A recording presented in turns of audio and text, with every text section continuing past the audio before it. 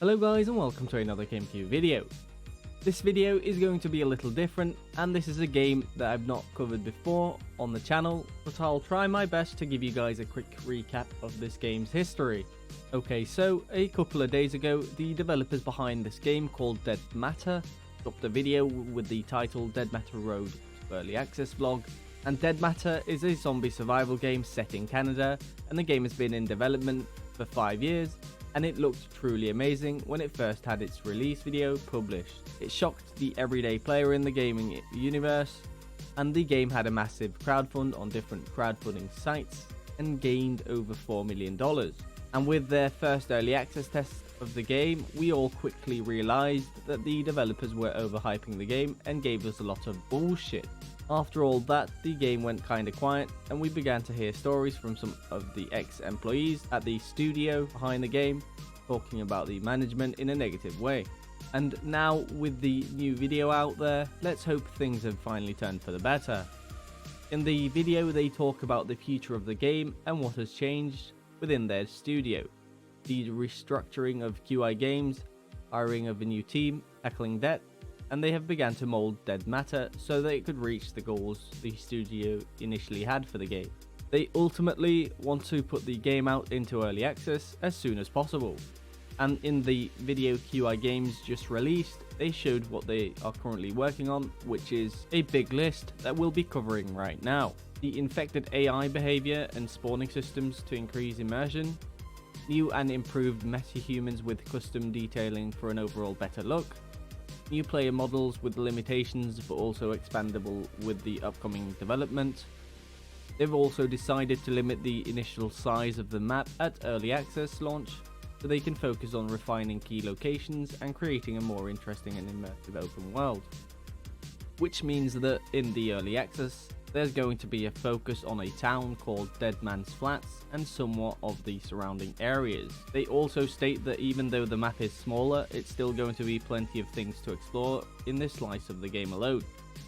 And while the game continues to be developed into a refined and inspiring game, they will also be focusing on building the map bigger in the future. They have also hired a composer to score and make music for deadmatter. And in the video they also show us some locations that will be in the early access. And keep in mind that all these locations are in their closed alpha and still a work in progress. They have also implemented Lumen, which is used for better lighting scenarios, a volumetric cloud system, and a reflective system that improves the look of road signs and other reflective materials. They've optimized their virtual texture system to assist with the amount of memory being used to render textures in the open world, which also improves performance. They've also added new and improved changes to the looting system that their team is currently working on, and loot is a very important element of any survival game. Containers now hold loot within the game world, which means that if you open a drawer in a hunting cabin, it will spawn loot relative for that hunting cabin, and if you loot a drawer in a townhome, it will have a different set of loot to draw from. The loot change is also based on a dynamic loot volume system. In short, it allows the developers to set loot spawning rules for different locations all over the map. They can also have loot layers, meaning that you can loot 2 different rooms in the same area and have diversity. They've also implemented a tier system for the loot, meaning that the system ranks items based on their value. This also contributes to a sense of progression as the player plays the game. They've also been making changes and fixes to the medical system, ensuring that status effects and damage are properly being applied. Additionally, they are making sure that these elements can be treated with bandages or medicine, and that those items have an effect on the player. And that's about it for the update from the video, and for me personally, this sounds somewhat interesting, but it doesn't sound too great when you have a lot of other development studios out there making games that actually work.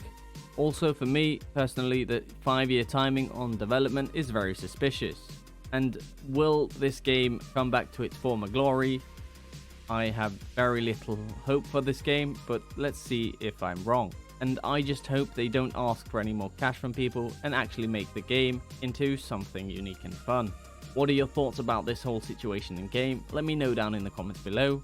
I hope you enjoyed this video. Feel free to leave a like and subscribe for more daily content, and I'll catch you in the next one.